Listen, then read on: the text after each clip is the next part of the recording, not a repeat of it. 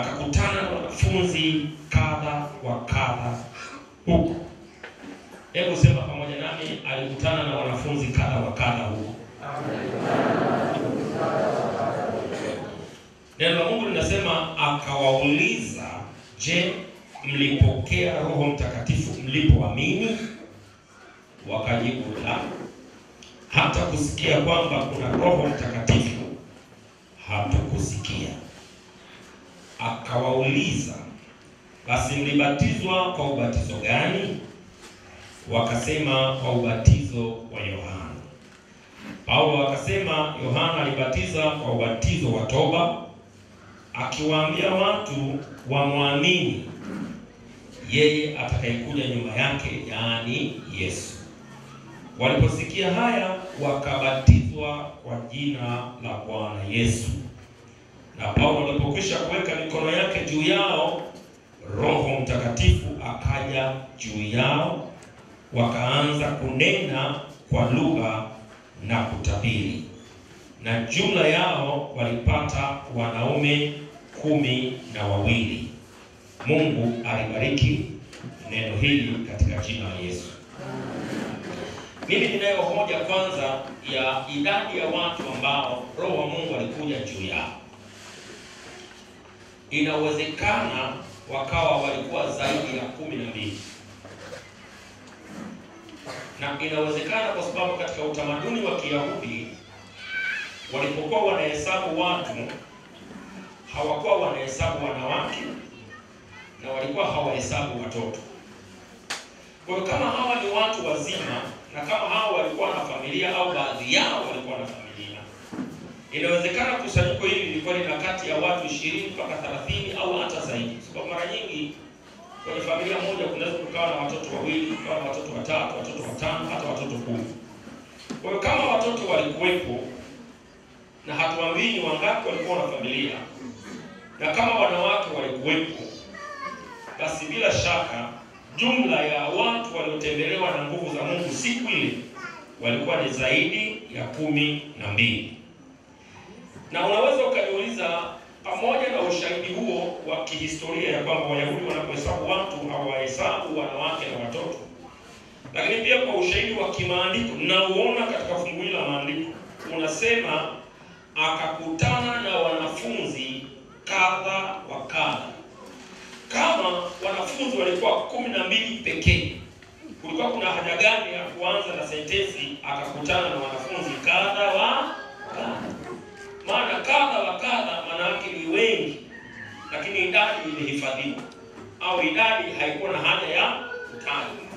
Lakini Biblia inasema baada ya kuweka mikono juu yao, wanaume waliopokea kipawa cha Roho Mtakatifu kilikuwa ni cha watu 12. Jina la Mungu wetu libarikiwe sana. Na nini kilichotokea mpaka jambo hili likatokea? Alikuwa anapita safari. Katika mstari wa kwanza maandiko yanasema, ikawa Apolo alipokuwa Korinto, Paulo akisha kupita kati ya nchi za juu akafika Efeso. Alipofika Efeso akakutana na wanafunzi kadha wa kadha huko. Huo ni mstari wa kwanza. Akawauliza maswali mangapi? Naomba kusikia sauti. Akawauliza maswali mangapi? Maswali mawili. Swali la kwanza akawauliza, je, mlipokea Roho Mtakatifu mlipoamini? Jibu lao lilikuwa ni kwamba hatukupokea. Na sio tu kwamba hatukupokea, hata kufahamu ya kwamba yupo Roho Mtakatifu sisi hatujui. Hilo jibu lao lilisababisha aulize swali la pili. Ule mstari wa 3 akawauliza swali la pili. Baada ya kuuliza swali katika ule mstari wa pili, akauliza, basi mlibatizwa kwa ubatizo gani? Wakajibu, tulibatizwa kwa ubatizo wa Yohana. Ikabidi atofautishe kati ya ubatizo wa Yohana na ubatizo wa Roho Mtakatifu. Zote ni batizo, lakini zina maana tofauti na zina kazi tofauti na namna yake ni tofauti. Akawaambia, Paulo akasema Yohana alibatiza kwa ubatizo wa toba, akiwaambia watu wamwamini yeye atakayekuja nyuma ya Yohana Mbatizaji, yaani nani? Yesu. Waliposikia haya wakabatizwa kwa jina la Yesu. Na Paulo akiisha kuweka mikono juu yao, Roho Mtakatifu akaja juu yao. Wakaanza kunena kwa lugha na kutabiri.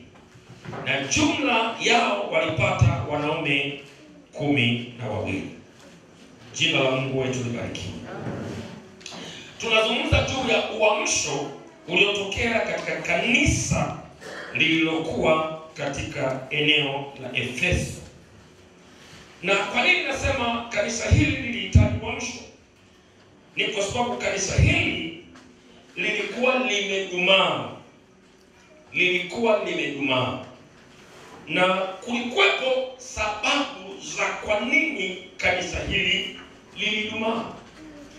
Lilikuwa ni kanisa lililozaliwa katika mazingira magumu kupita kiasi ambacho lile kanisa kila lililojaribu kufurukuta kustawi, kufurukuta kuongezeka, kufurukuta kufikia maeneo mengine, halikuweza kufurukuta. Kwa nini? Kwa sababu ya nature ya eneo la Efeso.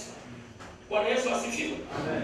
Na yasema maneno haya ili tuelewe ni kwa nini wakati mwingine makanisa yetu hayakui.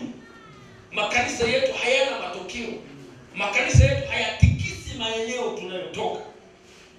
Kuna haja ya kujitafakari kupitia kanisa la Efeso. Kwa hiyo unaona kanisa la Efeso linaanza kama kanisa dogo. Kanisa ambalo lina nguvu ndogo sana. Na Paulo mtume nadhani aliwauliza maswali mengi kuliko haya yaliyoandikwa katika Biblia. Maana maeneo mengi Biblia inasema kama yangeliandikwa mambo yote, hata kitabu kisingetosha au karatasi zisingetosha. Kwa hiyo mimi ninashawishika ya kwamba Paulo mtume asingekuwa amewauliza maswali mawili tu na kufanya maamuzi makubwa namna hii. Inaonekana kulikuwa na mjadala wa kuwafahamu vizuri changamoto zao, maisha yao. Lakini pia Paulo mtume ninafahamu aliweza kuifahamu Efeso vizuri. Kwa nini nikwambie kitu? Unajua, ukiwa rohoni, ukifika kwenye eneo, una uwezo wa kusense intensity ya upinzani na nguvu ya upinzani kwenye hilo eneo kama uko rohoni. Na wakati mwingine huhitaji kuwa rohoni, hata nature tunajua kila mtu aliye mwanadamu, yani mwanadamu wa kawaida, ana roho. Na roho ina kiwango cha sensa ya vitu vya kiroho. Ndio maana Biblia inasema mwili unatafuta mambo ya mwilini, lakini roho inatafuta mambo ya rohoni. Kwa maana nyingine, mwili una sensitivity ya kimwili na roho ina sensitivity ya kiroho. Ndio maana wakati mwingine hata kama hujaokoka, kuna maeneo ambayo kuna nguvu za giza totoro, ukifika unahisi unasema hapa mahali si. Na hujaokoka. Wangapi wakati walikuwa hawajaokoka wale kusense kitu cha namna hiyo? Unaweza ukaingia kwenye nyumba mpaka ukasikia nywele zinasimama. Unasema hapa mahali hapana. Au unaweza ukasalimiana na mtu mpaka unasikia ni kama mkono unapata ganzi. Sasa huyu mtu wa aina gani? Umeelewa? Kwa sababu katika roho kuna namna fulani, kila mwanadamu ana uwezo wa kupambanua kiwango fulani cha vitu vya ulimwengu wa roho kwa kadri ya vile ubinadamu wake na jinsi ambavyo ni mwanadamu. Kwa sababu ana asili ya Mungu ndani. Kila mtu hata kama akiwa ni mtenda dhambi kiwango gani, ndani yake iko asili ya Mungu. Na bali nikwambie kitu ambacho shetani alifanya kwenye maisha ya mwanadamu, kuna mtu ananisikia? Amen. Biblia inasema mwanadamu alipotenda dhambi alipungukiwa na utukufu wa Mungu. Alipungukiwa na utukufu wa Mungu. Yaani kuna namna fulani, kuna chembe za kutamani uzima, ila mtu hajui namna ya kupata. Ngoja niseme kwa namna hii. Yaani Ibilisi hakufanikiwa kuvuta kabisa asili ya mwanadamu, asili ya Mungu ndani ya moyo wa mwanadamu. Hakufanikiwa kuvuta kabisa. Kuna chembe bado za umungu ndani ya mtu, hata akiwa anaiba, hata akiwa jambazi, hata akiwa ni katili. Kuna kiwango fulani, kwa sababu he became short of the glory of God, not completely out of the glory of God. Ilikuwa ni aliharibika vibaya sana. Mwanadamu aliyepoteza Mungu katika maisha, anakuwa ameharibika basi. Lakini kuna asili fulani ya kimungu imo ndani ambayo inatamani ibada, na unaiona hiyo asili ikiwa ina haha. Ndio maana anapofanya matambiko anajisikia kama anajisikia kama vizuri. Akivaa mahirizi ni kama anajisikia vizuri. Yaani anaweza kuabudu chochote, wakati mwingine hata mti, hata jiwe, hata pesa zake, hata mali zake, hata akili yake. Yaani kuna namna fulani tu hawezi kwa complete mpaka amefanya nini? Ameabudu. Kinachotaka kuabudu ni ile asili ya Mungu ambayo inahitaji kuelekezwa mahali sahihi kupitia injili ya Yesu Kristo. Kuna mtu amenielewa? Kuna mtu amenielewa? Sasa tunaona hapa kwamba yani hata kama kuna namna fulani adui amelikandamiza eneo, sisi bado tunamtaji. Wana wa injili bado tunamtaji ndani ya nafsi ya kila mtu, ya kwamba kuna nafsi inadai Mungu ingawa haijui huyo Mungu yuko na haijui itampata. Lakini kuna kitu kinadai ndani. Na ndio maana injili na nafsi yenye kiu ni kama sumaku na chuma. Ikipigwa sawa sawa, mtu anaitika, anarudi kwa Muumba wake. Jamani, Bwana Yesu asifiwe. Na maana nataka nikuhakikishie kabisa, usikubaliane na upinzani, usikubaliane na uongo wa shetani, usikubaliane na vituko vyake, au usikubaliane na mikakati yake. Eti watu hawaokoki, au watu wa dini fulani hawaokoki, au watu wa madhehebu fulani hawaokoki. Ni uongo wa shetani. Tukipandisha viwango, wataokoka. Nasema wataokoka. Nasema watabadilika. Watarudiwa na fahamu zao na kumgeukia Mungu anayepaswa kuabudiwa katika haki na kweli. Jina la Mungu wetu libarikiwe. Nini kilitokea katika kanisa lililozaliwa Efeso? Ni kwamba eneo la Efeso lilikuwa ni eneo totoro. Najaribu kutumia maneno tofauti ya lugha ya Kiswahili kuonyesha intensity, kina cha upagani na nguvu za giza na mashetani yaliyokuwa yametawala eneo la Efeso. Sio kama unanielewa mtumishi wa Mungu. Yaani Efeso ni tofauti na maeneo mengine. Efeso palikuwa na upagani uliopitiliza. Palikuwa na giza lililopitiliza. Palikuwa na nguvu za mapepo yaliyokithiri. Kwa hiyo unaona hili kanisa linazaliwa katika giza totoro. Linajaribu kufurukuta kutoka kwenye giza, likashindwa kutoka. Ile kanisa likadumaa, likabaki hivyo lilivyo, haliongezeki, halina ustawi, halina amani, halina upendo, halina baraka. Ni kanisa liko ni nyonge. Na ukitaka kujua, yanaweza yakawepo makanisa ya Mungu kabisa, lakini yameonewa. Yameonewa. Kwa hiyo unaona mchungaji ana struggle, unaona mama mchungaji ana struggle, unaona hizo familia zina struggle, unaona yani hawatoki. Watafurukuta lakini hawatoki. Ili watoke lazima kufanyike in divine intervention. Maingilio ya kimungu. Wakati mwingine wanasema hivi, ukiwa ndani ya gari na gari imeshazima, na ili iwake huwezi kuisukuma ukiwa ndani, utamoa steering. Amen. Gari haitasogea. Utamoa vioo. Gari haitasogea. Ili usogee kunahitajika external force. Isukume ile gari toka kwa hiyo kwenda hapo nyingine. Ndio maana mfurukuto wote unaofanyika kule ndani au utasaidia chochote. Utabakia hivyo miaka nenda miaka rudi. Maandiko yanasema Paulo mtume akafika Efeso.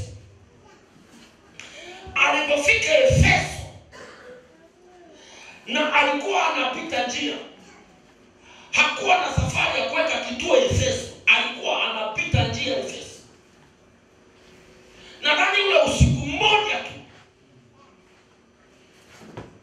ukafanya abadili vipaumbele vya safari yake.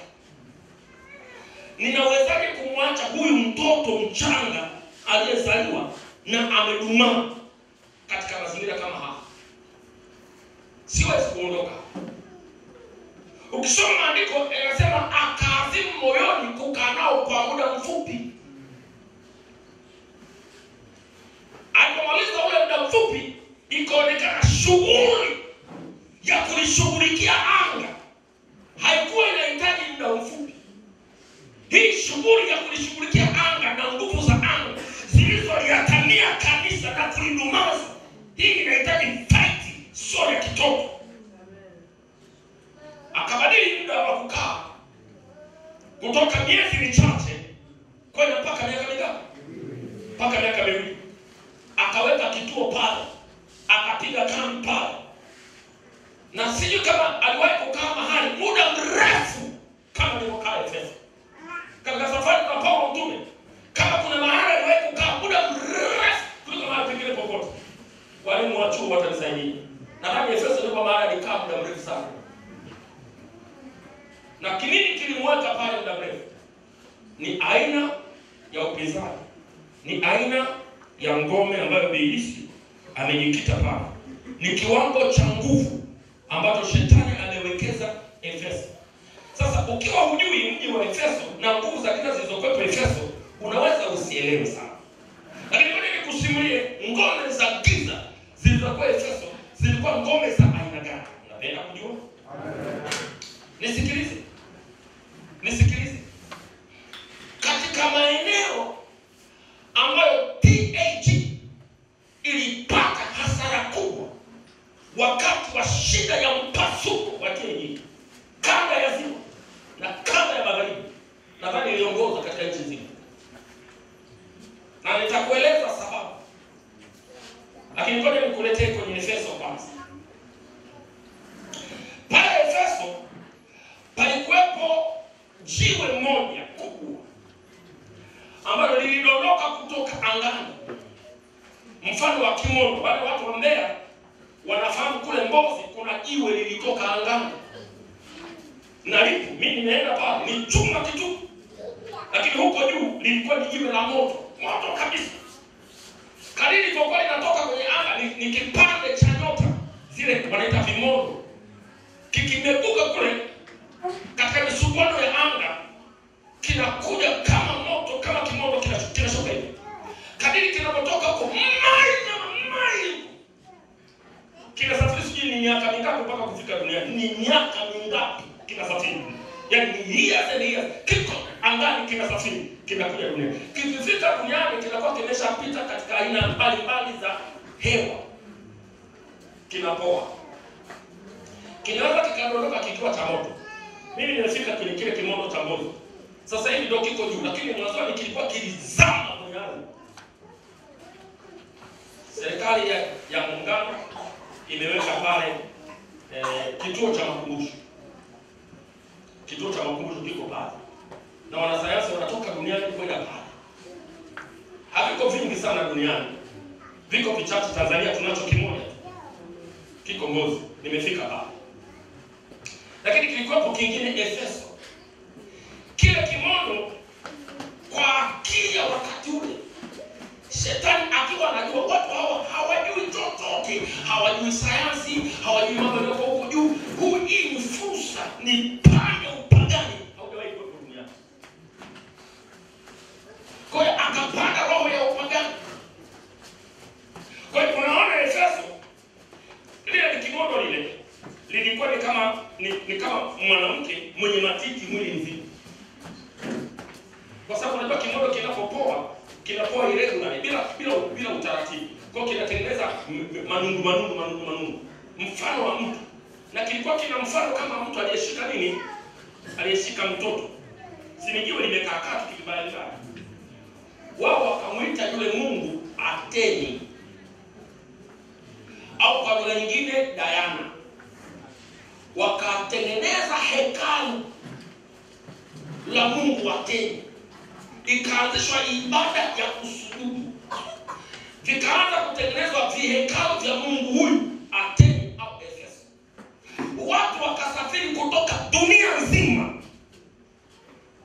wanakwenda Efeso kwenda kumwabudu Mungu wa Efeso. Akawa Mungu mkuu wa dunia ya wakati ule. Bali niwaambie watumishi wa Mungu, ndio maana swala la kusema Mungu ni mmoja, Mungu mmoja, wako Mungu mmoja wengi tu. Na swala la kusema Mungu mmoja huyo ni Mungu mkuu. Hii habari ya kusema Mungu mkuu haikuanza leo. Tangu Efeso Mungu anaitwa Mungu mkuu. Na anaweza akawa Mungu mkuu lakini akawa feki. Akawa Mungu mmoja lakini akawa feki. Lakini yuko Mungu mmoja na wa kweli. Jamani, Bwana Yesu asifiwe. Maana kuna Mungu ukigeukia huku haelewi. Ukigeukia huku haelewi. Kuna upande fulani tu Mungu huyo ukigeukia huko ndio anaelewa. Hivi kwa huyo Mungu anaweza kuwa Mungu aliyeumba mbingu na nchi? Yaani ina maana unajua mtu ambaye hasikii sikio moja, unapoongea naye unaweza kufikiri ni kama mtu anatafuta mawimbi, anatafuta network. Utaona tu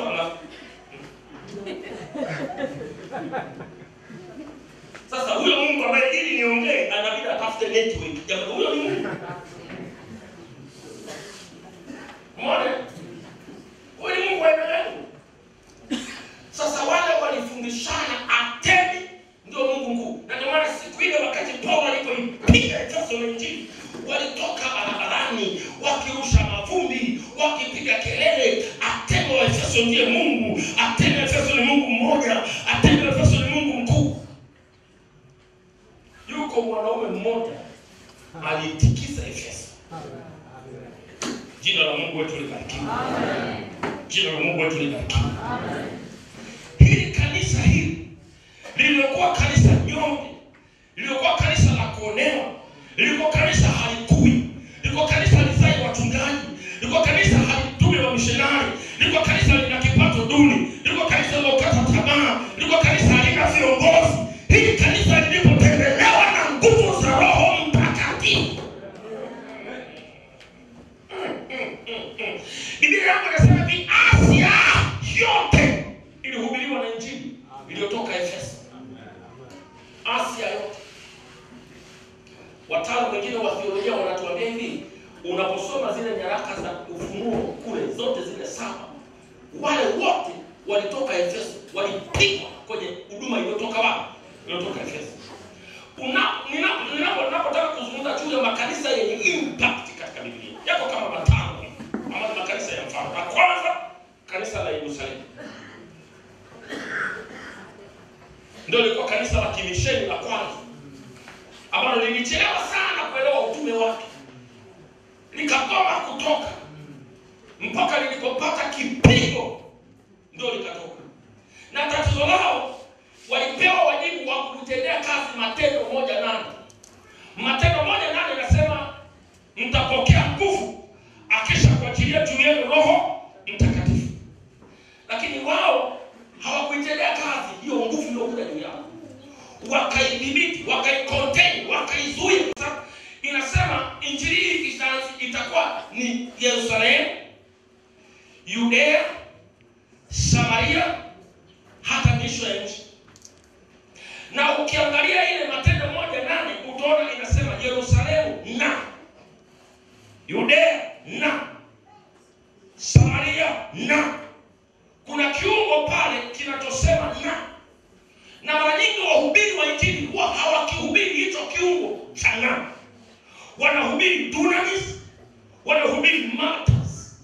Kuna maneno matatu yaliyo kwenye Matendo 1:8. Maneno matatu yaliyo kwenye Matendo 1:8. Matendo 1:8 ina neno dunamis, mtapokea nguvu ya mlipuko. Neno la pili ni neno mashahidi, mtakuwa mashahidi. Mashahidi ni watu wako tayari kuilinda imani yao, hata kama ikibidi kufa hawabadili msimamo, hata wakilala njaa hawabadili msimamo, hata wakifungwa hawabadili msimamo, hata wakiugua hawabadili msimamo. Watu hivyo wanaitwa martyrs wa fiadini. Lakini iko neno la tatu la muhimu sana kwenye Matendo 1:8 ambao huwa hawalihubiriwi na wainjilisti na wahubiri. Ni lile neno linalounganisha kati ya Yerusalemu na Yudea. Neno linalounganisha kati ya Yudea na Samaria. Neno linalounganisha kati ya Samaria na miisho ya nchi ni neno na. Unajua Biblia haikudesign injili mpaka tu tumekamilisha mambo yote ya Yerusalemu ndipo twende Yudea. Tukamilisha mambo yote ya Yudea ndipo twende Samaria. Tukamilisha mambo yote ya Samaria ndipo twende miisho ya nchi. Biblia inasema gospel itakuwa inapiga Yerusalemu. Wakati Yerusalemu bado moto unawaka, kuna watu wamekwenda wapi? Yudea. Na wakati Yudea na Yerusalemu bado mambo yanakamilika, watu wamekwenda wapi? Samaria. Na wakati Samaria inawaka, Yudea inawaka, Yerusalemu inawaka, watu wameshakwenda miisho nini? Miisho nchi. Moja ya kosa kubwa lililofanyika sasa hivi kwenye kanisa la PAG ni kuchukua dhana ya the Jerusalem philosophy. Ya kwamba mpaka kwaya yetu irekodi kwanza, mpaka tumalize ujenzi kwanza, mpaka tupanue kanisa letu kwanza, mpaka sisi kwanza. Kwa hiyo inakuwa ni injili ya usisi, ni injili ya umimi, ni injili iliyofunga milango, ni injili inayonyima nafasi, ni injili inayotaka kumwaminisha Mungu kwamba Mungu anaweza akafungwa kwenye kanisa moja, ya kwamba upako wa Roho Mtakatifu unaweza ukafungia kwenye nyumba, unaweza ukafungia kwenye nyumba ya ibada, ukafungia kwenye mipango ya kanisa la mahali, alafu Roho Mtakatifu akabaki hapo afurukuti. Mungu alisema mimi hamnitii kwenye mipaka ya Yerusalemu nikaenea. Mimi ni mkuu kuliko Yerusalemu. Amen. Na mkitaka kujua kwa kuwa mmekataa Matendo 1:8, sasa kawaida msipoitendea kazi Matendo 1:8, Matendo 1:8 ina kawaida ya kugeuka inakuwa 8:1. Matendo 1:8 tusipoifanyia kazi inapinduka inakuwa 8:1. 8:1 inasema adha kuu sio ya kitoto, sio ya kidogodogo, sio ya kipimo. Adha kuu ikatokea Yerusalemu, wote wakatawanyika isipokuwa hao tu. Wakaenda kote wakihubiri lile neno. Bwana Yesu asifiwe. Amen. Na ndio maana ni kutokea hapo tunapata kituo cha pili, kituo cha Antiokia. Kituo ambacho kulikuwa na mitume, kulikuwa na walimu, kulikuwa na miamba, majitu yenye nguvu. Kule kwenye kile kituo kulikuwa na kina Paulo mtume, kulikuwa na kina Barnaba, kulikuwa na majitu yenye nguvu yenye viwango. Kule na mifungo mikesha, kazi zilikuwa ni kawaida yao. Amina. Ukienda kwenye ibada yao ilikuwa ni kama umeenda kwenye conference kila unapokusanyika. Roho Mungu alikuwa anasema wazi. Siku moja akasema nitengeni Paulo na Barnaba kwa kazi ile waitia. Hawakuwa kama watu wa Yerusalemu. Wakasema yes, piga moto, wakaweka mikono Biblia inasema hivi, wakawaacha waende zao. Unajua kuacha? Unajua maana ya kuacha? Unajua maana ya kuacha? Yaani ni kama hivi tuko kwenye ibada, alafu ghafla Mungu anasema huyu baba na huyu baba wanataka kwa jina. Wanatakiwa kwenda Sumbawanga ya Kusini. Tunaweka mikono juu yao, alafu tunawaacha. Yaani waliwaacha. Unatoka kwenda kutafuta maloni, mtayapata wapi? Mtajua wenyewe. Ndio Biblia inaposema waliwaacha, yaani unaachwa. Unajua sasa hivi kuna aina fulani ya kizazi kimeibuka, kizazi kinachodeka, kizazi kinachouliza TAG mmenifanyia nini? Yaani kumeibuka kizazi kingine kabisa ambacho mtu akitoa pesa yake akanunua kiwanja anataka aidai TAG. TAG mmenifanyia nini? Kwani TAG ni nani? Kwani asili yenyewe ya gospel waliweka mikono juu yao wakawaacha waende zao.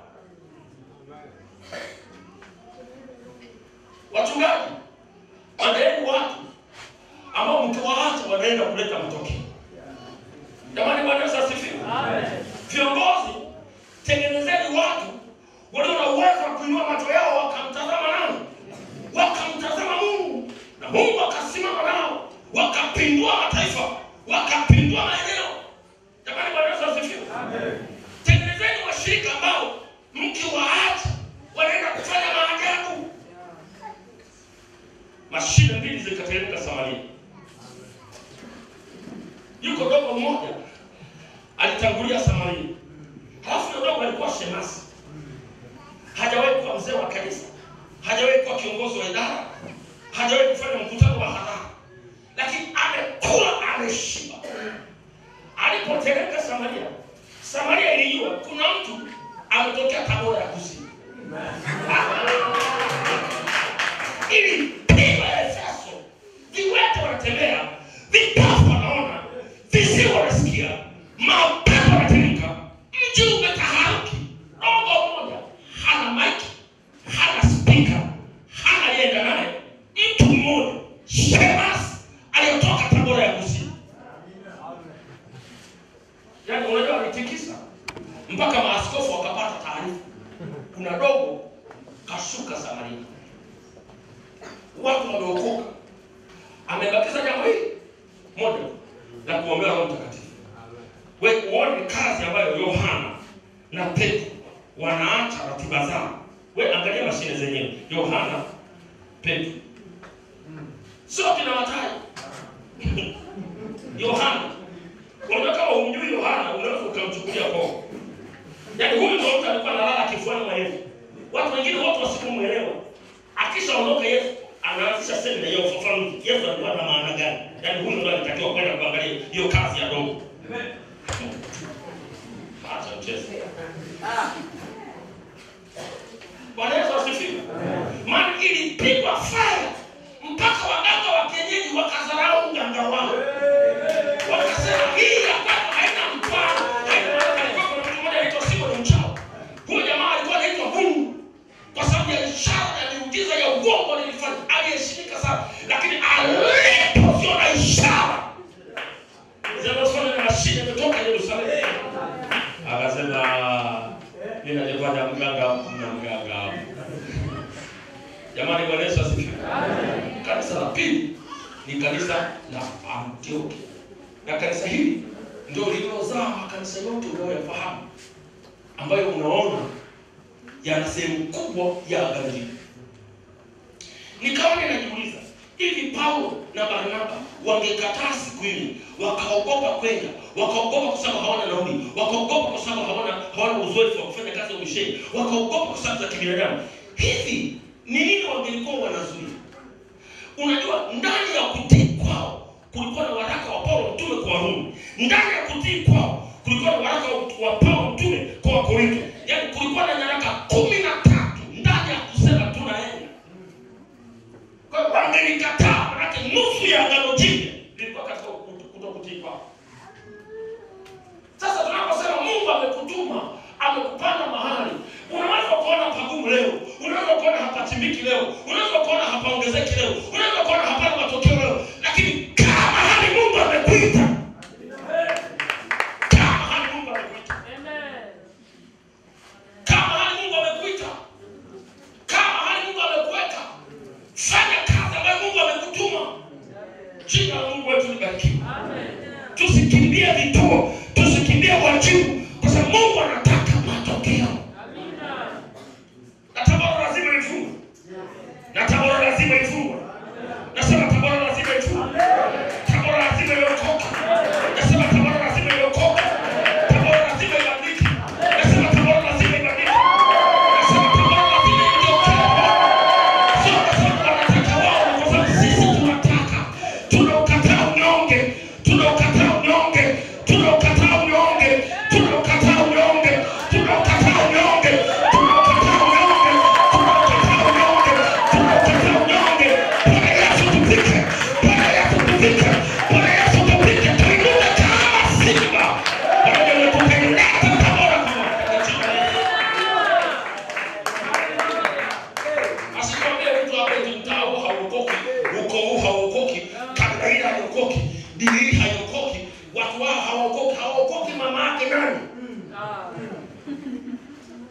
Yaani mbingu ziseme nenda, alafu pepo akasema hawaendi. Mbingu ziseme wanaokoka hao, alafu shetani anasema hawaokoki. Wao na Mungu nani anasema ukweli? Jina la Mungu wetu libarikiwe. Amen. Mungu aliinulia wale wazimu hapa wa Yesu. Mungu aliinulia vichaa hapa wa Yesu. Watu wanaweza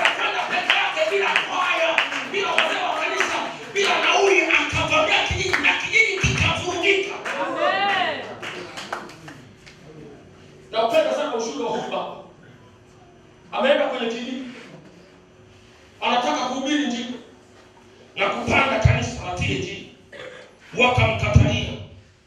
Wakasema hatutaki ukole kwenye kijiji chetu. Mwanaume akaondoka kwa sababu amejua hata mahali pa kufikia. Akaenda porini. Alipofika porini akapiga magoti. Akaanza kuomba Mungu afungue kile kijiji. Ilipigwa fire mpaka akalala. Akalala akapitiza. Na alipitiza mpaka kumekucha. Watu kule kijiji, Mungu akatuma simba wawili kutoka porini.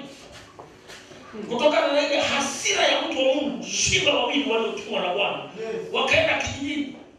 Ni mlango kwa mlango, mtaa kwa mtaa, waliunguruma sikio, wali mambo yale yote.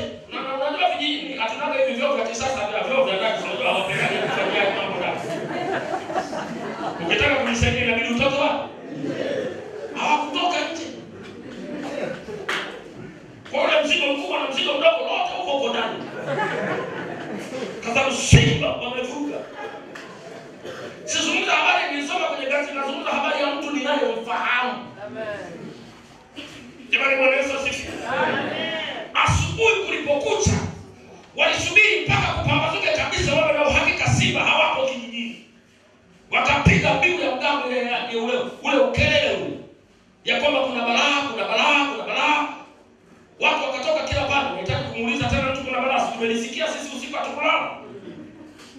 Wakatoka kama mtu mmoja kutafuta nyani. Wana mikuki, wana marungu, wana mapanga, wana sime, wana mishale ya sumu na kila kitu. Wanatafuta wale simba wawaue ili leo angalau walale. Wakaenda wakakuta yani alama za simba. Maana nyayo zimetoka huko zilikotoka, zikaja mpaka kwenye ule mti alikolala mtumishi wa Mungu wa kanisa la TAG. Alafu wana alama ya simba aliyelala mmoja hapa na mwingine hapa. Jamaa alilala katikati ya simba kama Danieli. Mpaka asubuhi. Na kueleza mtu ninayemfahamu, alilala katikati ya simba kama Danieli. Kulipokucha simba wakaondoka, wamemaliza shughuli yao. Waliotoka kijiji walipokuja wakakuta simba alilala hapa na hapa. Mashine ya Kristo ilikuwa katikati. Wakamwamsha. Wakamwambia njoo uchague eneo unalotaka. Upande kati lako kujenga kati lako. Tunataka kile mashine yote. Kama mtu anayeweza, kwa nini wewe ushinde? Katikisa kile kijiji, katikisa ule mtaa, katikisa ule ukoo. Pigwa kwa jina la Yesu.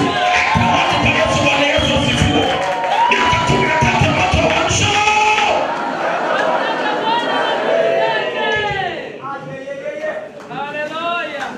Tukapande makanisa. Amen. Tukapande makanisa. Amen. Tukapande makanisa. Amen. Tukapande makanisa. Amen. Tukapande makanisa. Tukapande makanisa. Tukapande kanisa moja. Tupande makanisa mawili. Tupande makanisa matatu. Tupande makanisa matano. Tupande makanisa 10. Tupande makanisa 20. Tupande makanisa 100.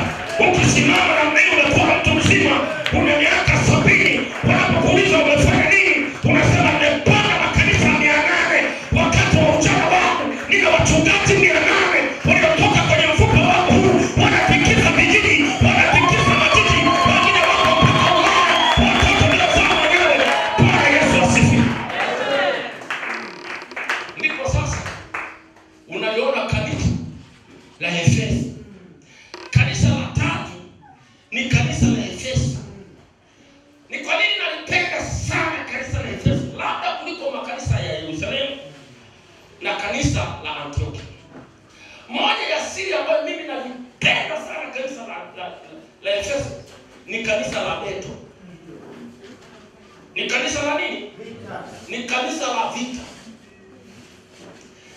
Biblia inasema Mungu akawapitisha Wayahudi njia ndefu. Sio kwa sababu njia fupi haikuwepo. Sikiliza mtumishi wa Mungu. Nisikilize tena. Mungu aliwapitisha Waisraeli wanapotoka Misri kwenda Kanaani njia ndefu. Sio kwa sababu fupi haikuwepo. Aliwapitisha njia ndefu na anaeleza sababu. Ili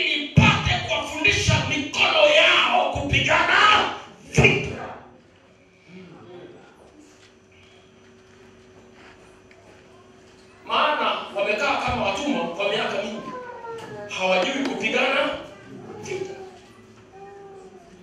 Na sisi viongozi wengi, watumishi wengi, washirika wengi hatujui kupigana vita.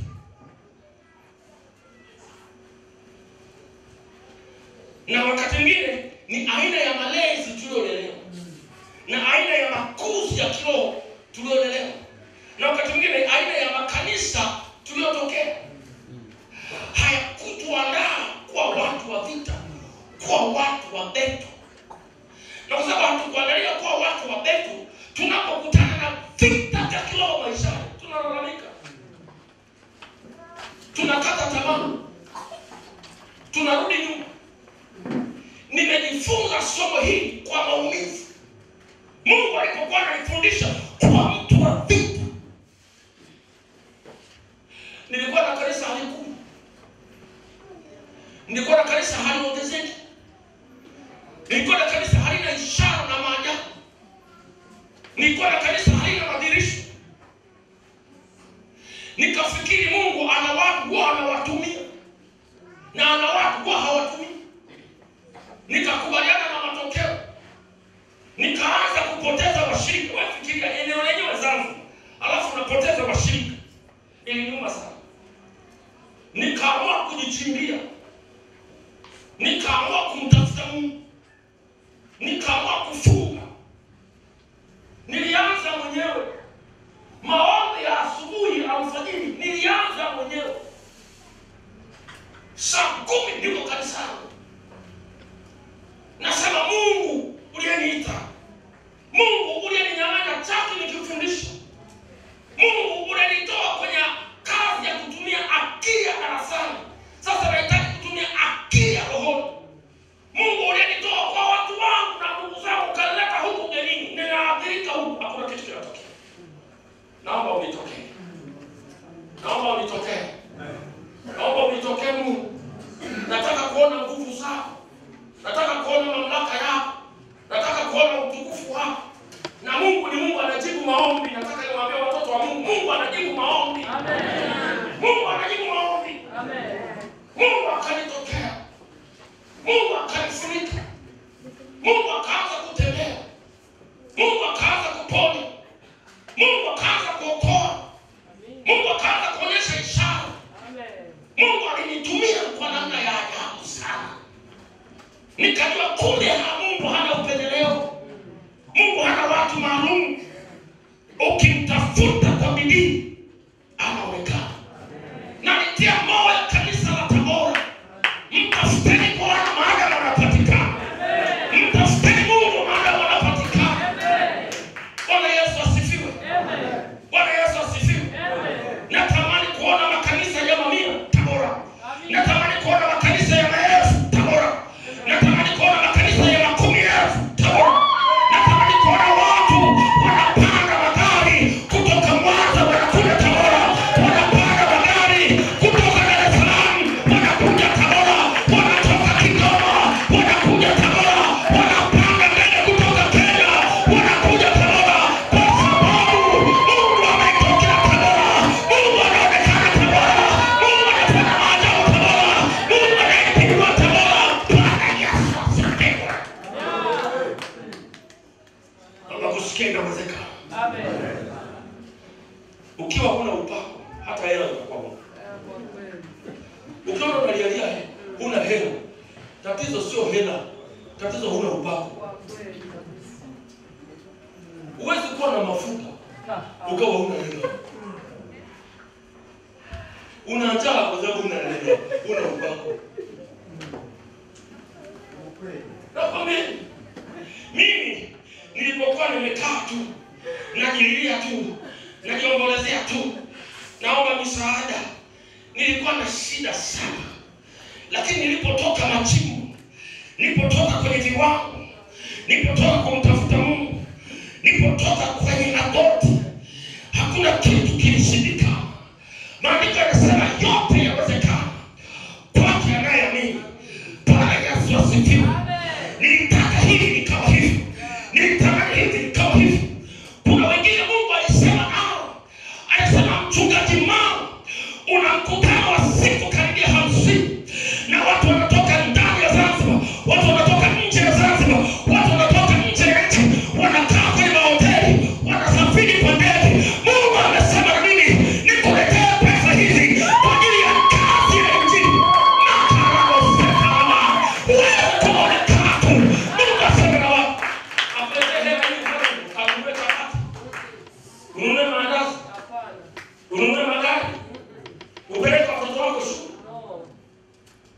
Fanya kazi ya huduma. Uone kama utakosa pesa. Kama unafikiri ni maneno yangu, nenda ukamuulize Yesu. Yesu akamwambia wanafunzi, alienda kuhubiri asichukue. Alienda kutoa Biblia asichukue. Alienda masanduku asichukue. Msichukue chochote. Kwa sababu nataka nionyeshe kwamba injili inalipa. Msichukue. Mara ya kwanza niwaambia, chukua pesa, chukua akiba, chukua nguo, chukua kila kitu unachokihitaji. Wakaenda kuhubiri. Wakarudi na ushuhuda. Tumeona viwete wakitembea. Tumeona viziwi wakisikia. Tumeona vipofu wakiona. Wakasema hawa wanaweza kufikiri hii kazi ni kazi ya mshahara. Wataondoka na wrong gospel. Bali ni wapige ya pili. Watu wanasema hakikisha hauna hela. Hakikisha hauna nauli. Hakikisha hauna nguo ya kubadili. Hakikisha uko kama ulivyo. Petro pita hapa. Yakobo pita hapa. Yohana pita hapa. Tadayo pita hapa. Yuda pita hapa. Ni wamesatiwa hawana chochote. Alafu akasema nende. Wanaume wanaondoka hawana nauli. Wanaenda kwenye vijiji. Biblia inasema hivi. Akawaambia nyumba ile mtakayoingia wakiwapa chakula kule. Wakiwakataliwa kwa kufukuza. Tumuteni miguu. Chapalapa kwenye kijiji cha pili. Nataka nikwambie. Waliporudi anawauliza. Mlipomukiwa nguo za kuvaa hata kukumbukiwa. Mlipomukiwa mahali pa kulala hata kukumbukiwa. Mlipomukiwa chochote hata kukumbukiwa. Na ujumbe gani mnakuja nao? Tuna ujumbe ya kwamba viwete wametembea. Tuna ujumbe viziwi wamesikia. Nataka niwaambie wapige jini. Tatizo sio pesa. Tatizo ni upako. Tatizo sio pesa. Tatizo ni upako. Ndio maana Yesu anapowaambia atakuja juu ya Roho Mtakatifu. Mtakuwa mashahidi kuanzia Yerusalemu. Mtatoka Yerusalemu mtakwenda Yudea. Mtatoka Yudea mtakwenda Samaria. Mtatoka Samaria kwenda mpaka misho nchi. Sioni popote Yesu akitoa pesa mfukoni. Akiwa hii nauli ya basi. Hii nauli ya treni. Hii nauli ya kujengea makanisa. Hii pesa ya kununulia viwanja. Walipopata upako. Walipofika upako. Injili inafika Tanzania. Walipofika upako. Injili ilifika Legale. Walipofika upako.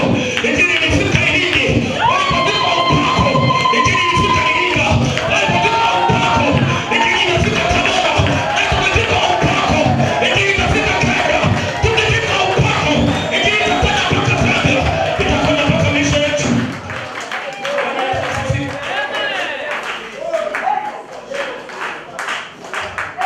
Mungu alisema na mimi nitatembea barabara zote za nchi. Niliona maono nikiwa kijana. Bado navaa kaptura. Hata sina mke. Nikiwa mshirika wa kanisa la mahali. Kijana wa Siezi. Niliona maono haya. Niko kwenye mabarabara yote ya nchi hii. Na kumbuka tulikuwa tunasindana na rafiki mmoja. Ndugu yake mchungaji anaitwa Mama Bisi mtu wa Mbeya. Tulikuwa tunazungumza haya. Neno lilikuwa na nguvu sana ndani yake. Akaniambia utakapokuwa unatembea kwenye barabara zote za nchi hii, Mungu anipe neema niwe dereva wako. Wakati wa sina hata basikeli. Nataka nikwambie nakaa chumba kimoja. Sebule hapo hapo. Nalala hapo hapo.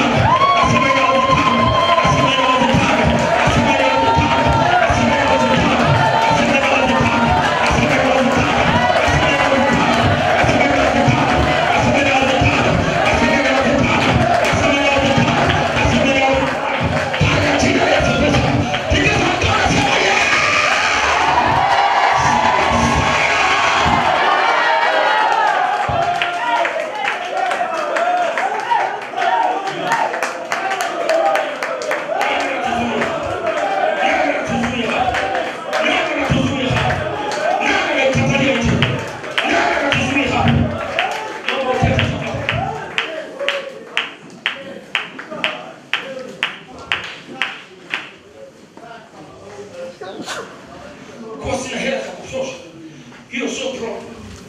Kwa sina nguo za kubariki, hiyo sio problem. Kwa nimetoka familia masikini, hiyo sio tatizo.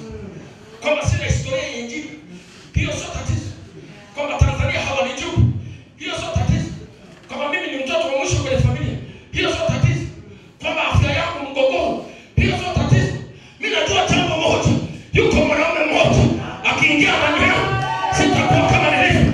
Akiingia ndani yangu na kuwa mtu mwingine, akiingia ndani yangu ninaweza yote katika yeye anitiaye nguvu. Hata kunipanda kwenye jiwe nitaota nitastawi, hata kunipanda kwenye mwamba nitaota nitastawi, hata kunipanda kijijini nitaota nitastawi, hata kunipanda nje ya mti nitaota nitastawi, hata kunipanda kwenye upinzani nitaota nitastawi. Haleluya! Nini Paulo mtume alifanya? Jambo la kwanza, Paulo mtume alifanyika kuwa kiongozi wao mwenye nguvu. Andika hiyo. Nini Paulo mtume alifanya kwenye kanisa la Efeso? Alifanyika kiongozi wao mwenye nguvu. Kama tunataka matokeo, tunataka mabadiliko kwenye maeneo tunayoongoza, iwe ni idara, iwe ni kanisa, iwe ni familia, mtu wa Mungu, fanyika kiongozi mwenye nini? Mwenye nguvu. Zitafute nguvu, zitafute nguvu, zitafute nguvu. Badala ya kutafuta vibarua, zitafute nguvu. Badala ya kutafuta ajira, zitafute nguvu. Badala ya kutafuta kuhurumiwa na watu, zitafute nguvu. Badala ya kutafuta fomu za kuchangisha michango huko ili ufanye unayoyataka, zitafute nguvu. Pesa zitakutafuta, pesa zitakutafuta, zitafute nguvu. Pesa zitakutafuta, pesa zitakutafuta, pesa zitakuja zenyewe, zitafute nguvu. Amina.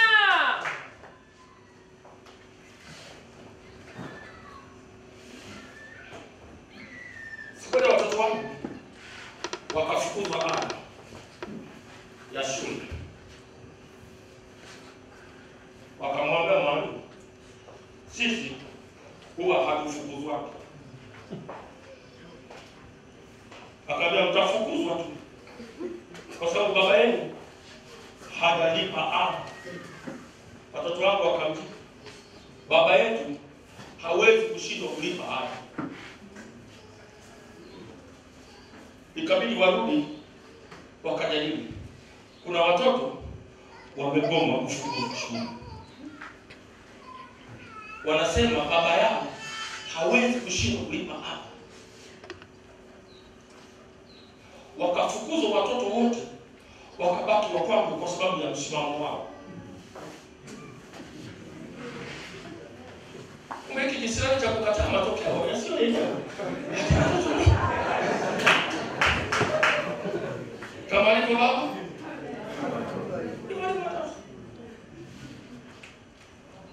nendeni nyumbani, nasema sisi hatuendi. Kwa nini?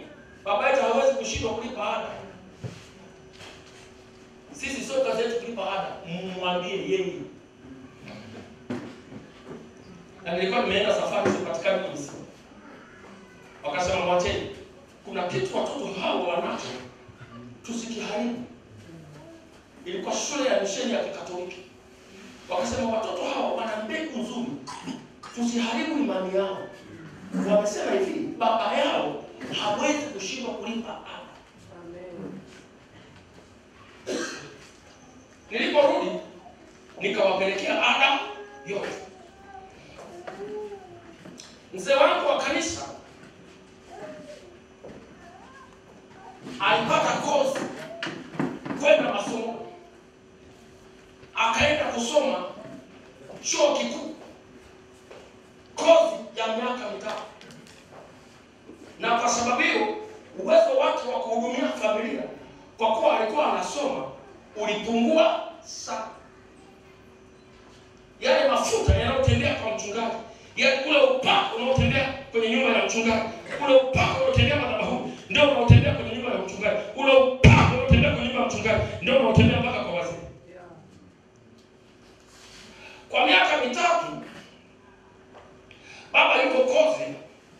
Watoto hawajafukuzwa ada.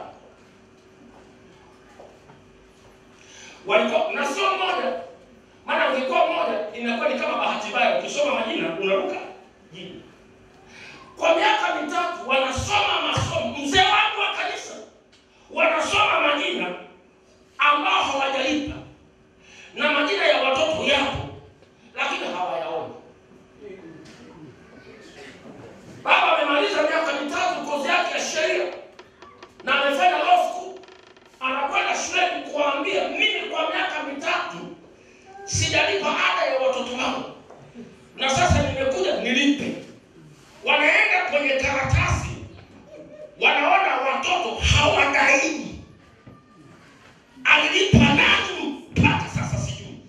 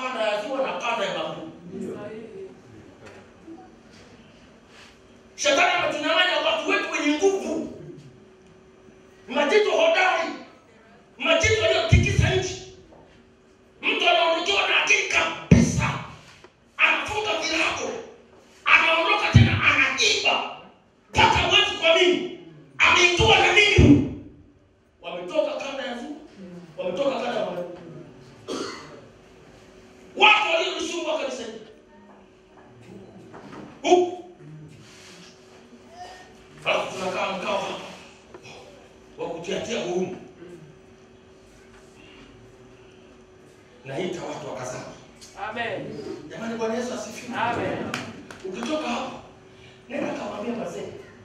Wazee nimekuja na kitu cha tofauti. Tunaenda masafa. Asiyeweza rudi. Asiyeweza juzu. Na tangaza viwango vingine. Sio kanisa. Tunaenda masafa. Kwenye vidonda vya tumbo wote juzu. Kwa sababu tunasema tatu mimi na kwa kwenye vidonda vya tumbo tunabaki kwa washirika. Nataka tatu baraza zima. Amina.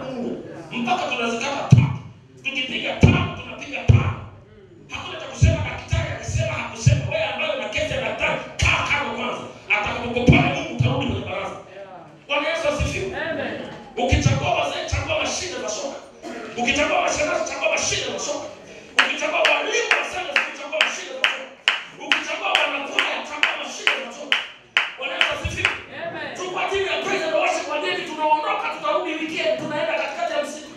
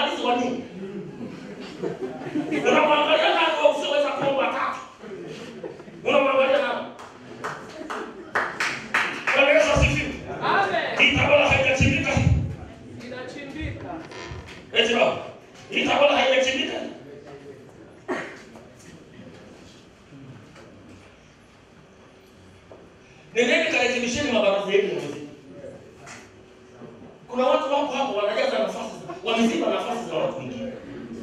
Wanatakiwa kuwa washirika wa kawaida kabisa. Hana sifa kabisa za kuwa mzee wa kanisa hata wa washirika watatu. Kwa nini? Tunasikia hivi. Kwa nini? Kwa sababu kabora lazima ipigwe. Amina. Kwa nini? Kwa sababu watu lazima waokoke. Kwa nini? Kwa sababu watu wajaza Roho Mtakatifu. Amen. Bwana Yesu asifiwe. Amen. Kwa jambo la kwanza tupate nini? Viongozi wenye nguvu. Hilo jambo la kwanza ndilo alilofanya Paulo likapigwa Efeso. Jambo la pili, mafundisho yenye nguvu. Akafungua darasa kwenye nyumba ya mtu mmoja Tirano, ikawa inapigwa fire hapa asubuhi, inapigwa fire jioni, inapigwa fire asubuhi, inapigwa fire jioni. Wakati kwenye kanisa la Paulo ibada zilikuwa zinafanyika kila siku na zilikuwa zinafanyika mara mbili. Sisi tunakutana Jumatatu, tunakutana Ijumaa, tukutane Jumapili mpaka wiki nyingine. Kanisa la Paulo hakukuwa na Jumatano, hakukuwa na Jumaa. Ngoma ilikuwa inapigwa asubuhi, inapigwa jioni, inapigwa asubuhi, inapigwa jioni, inapigwa asubuhi, inapigwa jioni. Na jamaa haishiwi jumbe. Ndio maana majitu yaliyotoka pale yalikuwa sio majitu ya kitoto. Nimesema neno nini? Neno lenye nguvu. Mchungaji, tafuta muda wa kujikita katika neno. Jifunze neno. Tafuta muda wa kujivisha katika neno. Amina. Jamani amina. Amen. Jambo la tatu, ibada zenye nguvu. Ibada zenye nguvu. Na huwezi kuwa na ibada zenye nguvu kama hakuna discipline ya ibada. Lazima tufundishe nidhamu ya ibada. Wapentekoste tumesifiwa sana kwa wacha Mungu. Lakini kama kuna watu hawaheshimu ibada, ni Wapentekoste. Ile hofu ya ibada geti inaenda chini sana. Utaona ibada imeanza, watu wanapiga story. Utaona ibada imeanza, watu wako nje huko wanasimuliana simulizi.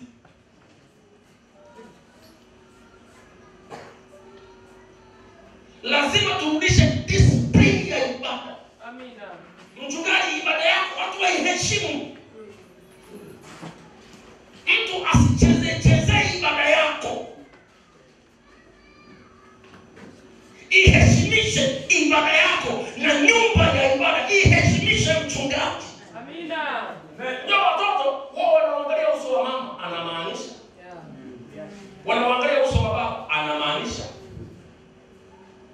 Wanakuta baba mwenyewe naye mapicha picha. Wanakuta mama mwenyewe naye mapicha picha. Hata siku kitoa macho mkazima sema hana lolote. Ananifanyia leo ndo kashukiwa na roho. Watakudharau. Iheshimisha ibada mtu wa Mungu. Iheshimisha ibada. Watu wajue mahali pa ibada ni mahali ambapo Mungu yupo. Na hakika wataona nguvu zake na ukuu wake. Ibada ambayo Mungu amedharauliwa hawezi kuonekana.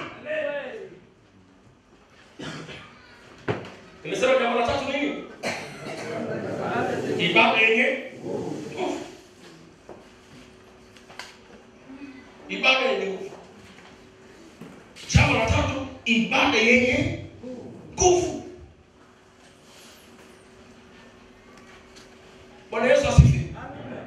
Jambo la nne, maombezi yenye nguvu.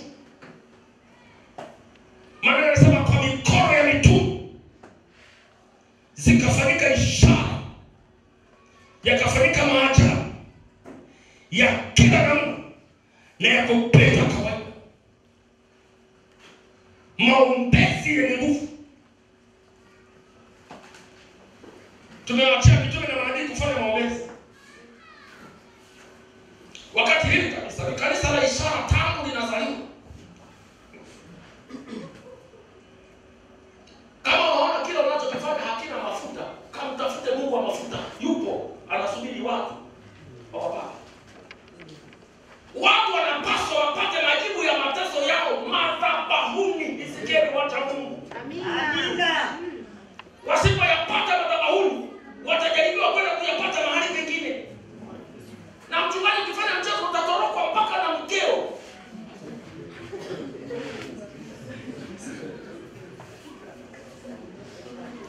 Baba samahani, leo nitawahi kutoka, nilikuwa na jambo fulani mahali, kama hautajali. Sasa mke wako unajali nini? Mungu akuchagui. Basi kumbe kale kukanyaga mafuta.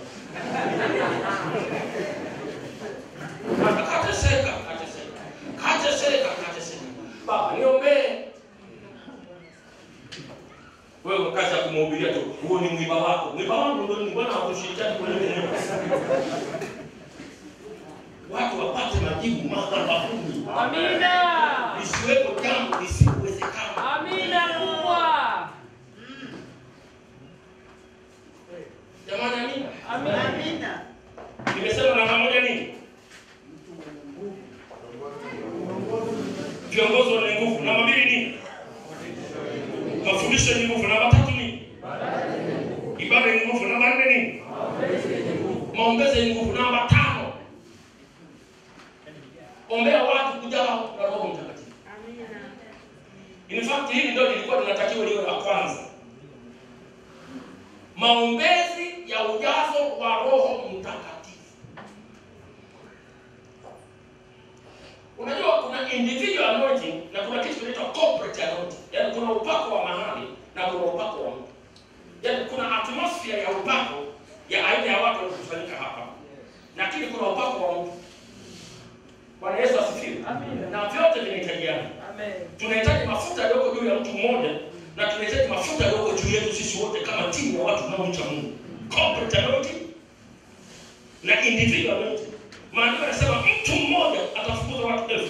Watu wawili watafukuza watu 10,000. Kwa hiyo tunapozidi kuongezeka watu tuliopaka kuna explosion inatokea kwenye ulimwengu wa roho. Kama wewe umepaka na mimi nimepaka, hapo tumekutana. Sinaelewa?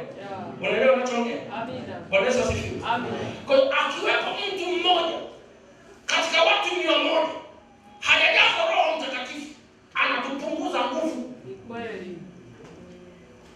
Hujasikia hicho? Nasema akiwepo mtu mmoja katika watu 100, yule hajajazwa Roho Mtakatifu, yule anatupunguza nguvu. Lakini wakiwepo watu 99 waliopaka, na yule mtu wa 100 naye akapaka, siku ile mmoja amepaka, tumeongezewa nguvu. Amina. Upako wa pamoja. Yeah. Ndio maana unaona mitume hawakuwa wanakubali kuwepo mtu yoyote kanisani ambaye hajajazwa Roho Mtakatifu. Amen. Sasa naomba nipitishe azimio. Mchungaji kanisani kwako usikubali awepo mshirika yoyote hata kama mmoja hajajazwa na Roho Mtakatifu. Ninaliagiza kanisa la Tabora Kusini, mnaporudi kanisani mkafanye msako. Amen. Mkapitisha nini? Msako wa kutafuta nani hajajazwa. Na operation ya kwanza ya msako huu ianzie madhabahuni. Mzee umejazwa, mzee umejazwa, mama mchungaji umejazwa, shemasi umejazwa. Mchungaji, ita kusanyiko la msako, tena ukipenda ita jina hili nalolipenda, msako. Kusanyiko la nini? La msako. Nani kajaa, nani hajaa? Viongozi wote waje. Kama kuna mtu hajajaa, hajaa. Na wakati mwingine pilisheni kupima viwango vya gesi ya Roho Mtakatifu. Maana kuna kusaka mtu amejaa na kuna kusaka amepaka kiwango gani. Kwa sababu unajua kiwango cha ujazo kina cha maombi. Haujasikia nilichokisema? Haujasikia bwana. Kiwango ulichojazwa kinaamua kina cha maombi. Unawaambia wazee, leo tunakwenda kwenye mkesha. Huu ni mkesha wetu. Tunaanza saa 2 na tutanena kwa lugha mpaka saa 11. Hatuongei Kiswahili.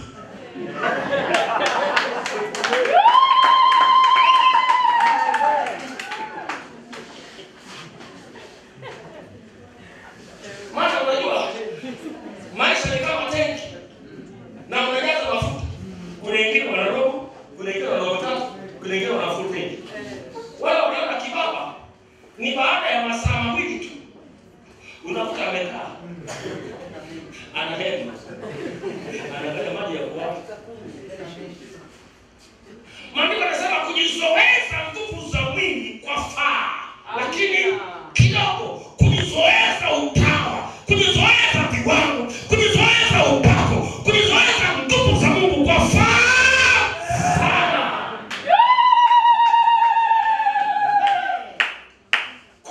Tunaanza saa 2 usiku, tunakata ndimi mpaka saa 11 asubuhi. Amina. Tuko kibaraka. Wasema wakati wako na baba mchungaji, ni kasika, ni baba ya kasika, na kukosi baada, na mama kusika. Wanakuja kutumia saa 6 usiku.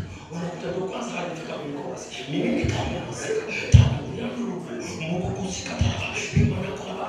Alafu unajua roho huwa na raha. Ni kama dereva. Roho huwa na raha. Kuna kesi za para uchaguo, makasika taba. Mimi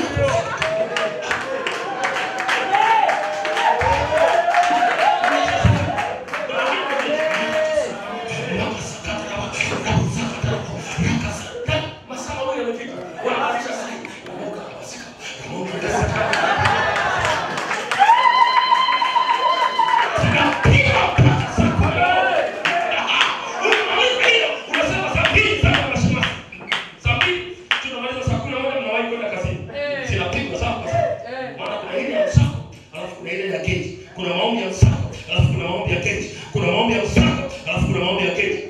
Alafu tunakuja kanisani eti kuna mshirika hajafa. Kuna mtazama tu mtu na anajaa. Wakati unapenda.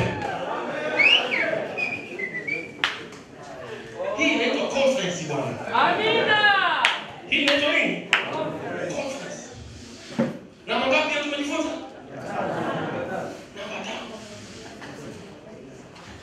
Namba 6. Vita vya kiroho. pigana vita vya kiroho. Maombi ya vita. Kilichonisaidia hili kanisa la Efeso ni maombi ya vita. Vita vya nini? Vita vya kiroho. Vita vya kiroho. Ilipigwa mpaka wakaandamana. Kasoma hiyo sura hapo mbele. Utaona mji mzima unaandamana. Kwa sababu kuna watu wametibua kazi za giza zote. Maandiko yanasema hivi, wale waganga na wafuga majini na waaguzi walikusanya uchawi wao na uganga wao na thamani ya uchawi wao. Imeandikwa pale kama nakumbuka ni 50,000 ya miaka 2000 iliyopita, 50,000 ya miaka 2000 iliyopita. Unajua ni kama bilioni ngapi leo? Zikaweka miguuni pa Paulo mtume, zikapigwa moto, alafu watu wakaingia ndani wakajaa roho wakaanza kunena kwa lugha. Viginge vyote vya waganga vilimalizika. Unajua mashine ile haiko mashine kazi. Unajua tunapojifunza huduma tujifunza kwa watu waliofanikiwa. Ukiona mtu amefanikiwa usimchukie, maana unaona shida ya watu wenye uwezo mdogo na matokeo madogo. Wakiona mtu aliyefanikiwa unamtengenezea majungu.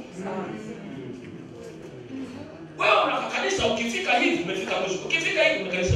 Unaweza kwa madude akitembea mpaka jioni hajafika mwisho. Unaposema anadai, nenda kajifunze nini siri ya mafanikio yake. Amina. Wewe una kanisa hili katikati kulikuwa na watu wengi. Kanisa hakatoki. Mtu anaenda kupanda kanisa kijijini na ina nguvu kuliko mtu aliyeko mjini. Anasema hana lolote. Wengine hawa ni wafilimaso. Huwezi kujua. Sababu mtafute Mungu. Mtafute Mungu. Namba 7. Jifunze kusimama peke yako. Amina. Namba 7. Jifunze kusimama peke yako. Kuna watu, kuna wakati unaweza ukadhani utakuwa na mtu. Lakini somo la kusimama peke yako ni somo leo lifundisha Yesu. Yeye mwenyewe kuna wakati walipunguana wakaondoka wote, alibaki peke yake na alimaliza safari. Na ndiye aliyefundisha kila mtu anayetaka kunifuata, sio kila watu, kila mtu. Soma Biblia yako vizuri, kila mtu, sio kila watu. Ni kila mtu anayetaka kunifuata, ajitwike msalaba wake, sio tumsaidie kujitwika msalaba, ajitwike watu wake. Jifunze kusimama peke yako. Jifunze kusimama peke yako. Kuna wakati wa kusimama na ndugu zako, lakini kuna wakati wa kusimama peke yako. Na mara nyingi watu wanaofundishwa kusimama peke yao ni makomando. Watu wanaocheza kwenye timu mara nyingi ni watu wa kawaida, lakini wale wanaofundishwa kusimama peke yao huwa ni makomando. Maana komando mmoja ni kama batalioni moja, ni kama watu 1000. Jifunze kusimama peke yako. Jifunze kupiga vita peke yako. Maana Yesu akati anapanga timu anasema nyinyi wengine kule, Yakobo, Yohana na nani yule mwingine akaenda mwendo wa kutoka, akabaki peke yake. Akabaki. Kuna wakati wa kusimama peke yako. Kuna wakati wa kusimama peke yako. Na hakuna askari mzuri wa Yesu kama hajajifunza kusimama peke yake. Ni lazima ufunze somo la kusimama peke yako. Bwana Yesu asifiwe. Amen. Hata kama wengine wako lazima ujifunze somo la kusimama peke yako. Kwa sababu wanaweza wakawepo, lakini nikawa wale watumishi wanaotunzwa mapongeo, wanaojificha kama nyakati za kina Elia. Maana Elia kulikuwa na watumishi wanaompenda Mungu, hawajapiga goti kwa bahari, lakini wamejificha. Lakini mashida ilikuwa inaweza kutoka hadharani na kumwambia Ahabu kwa jina lake, nina Mungu aliye hai na huyo atasimama. Alikuwa amebakia mtu mmoja. Amen. Jifunze kusimama peke yako. Amen. Jifunze kusimama peke yako. Amen. Jifunze kusimama peke yako. Amen. Kwa maana mchungaji kama uko hapa, kuna wakati uhitaji maombi ya mchungaji ili usimame. Amina. Kuna wakati maombi yako ndio yatamsimamisha mchungaji. Amina. Baba mchungaji, kuna wakati uhitaji maombi ya mama mchungaji. Maana kuna wakati moyo wako tayari utahitaji baba usimame. Amen. Kuna wakati kanisa halitakuelewa mchungaji, utatakiwa baba ndio usimame. Na kwa maana unaona Daudi wakati wote wamepunguza, akainuka akasema mimi ninaenda kuwaletea watoto wenu. Naenda kuwaletea kondoo zenu. Naenda kuwaletea mifugo yenu. Mimi na Mungu nianibita kutini. Mimi nikiwa nimesimama na Mungu ni zaidi ya nyinyi wote mlioko hapa. Na mpate kujua yuko Mungu aliyeniita mimi naenda. Vita bado nataka nipigane jeshi la watu 800, jeshi la watu 600, anaondoka mtu mmoja. Na nataka nikwambie hata wasingeenda Daudi angeshinda ile vita. Maana si mara yake kwanza kushinda vita akiwa peke yake. Lilikuwa jeshi linalo vita pale, kuna watu wa vita pale, watu upande huu na watu upande huu, akainuka akasema akitokea mtu mmoja, yule mtu mmoja alikuwa ni Daudi. Alienda akampiga Goliath na jeshi likapoteza wote. Mtu mmoja alifundishwa kupigana vita peke yake. Jifunze kusimama peke yako. Jifunze kusimama peke yako. Jifunze kusimama peke yako. Jifunze kusimama peke yako. Acha kujiachia umma. Jifunze kusimama peke yako. Na kuna wakati mwingine kuna mambo yanatengenezwa kwenye maisha yako kama iko shule. Kama jifunze kusimama peke yako. Na wanajua vifaa darasa utarudia sana. Sasa ukiwa unapopita kwenye hiyo shule unafeli. Unarudia, unakariri darasa. Unabaki na sasa la tatu, wenzako wanakwenda na leo unarudia la tatu. Wenzako wanafika la tatu unarudia la tatu. Wenzako wanafika la saba unarudia la tatu. Kwa sababu kuna somo Mungu anataka kufundisha. Kusimama peke yako. Mimi mambo niliyoweka moyoni mwangu kwa ajili yenu nimepakua kadiri nilivyoweza. Naomba sasa niombe neema juu ya maisha yenu. Mkayatendee kazi haya.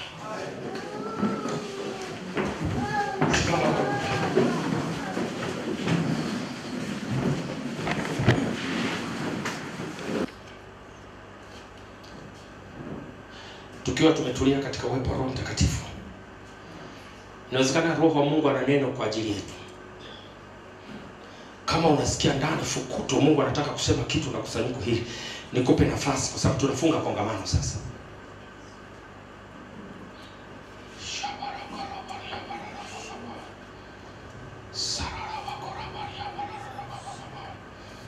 Hebu connect ulimi wako na kiti cha enzi cha Mungu mahali zinapotoka nguvu. Unaweza kufungua kinywa chako ukasema na Mungu wako taratibu.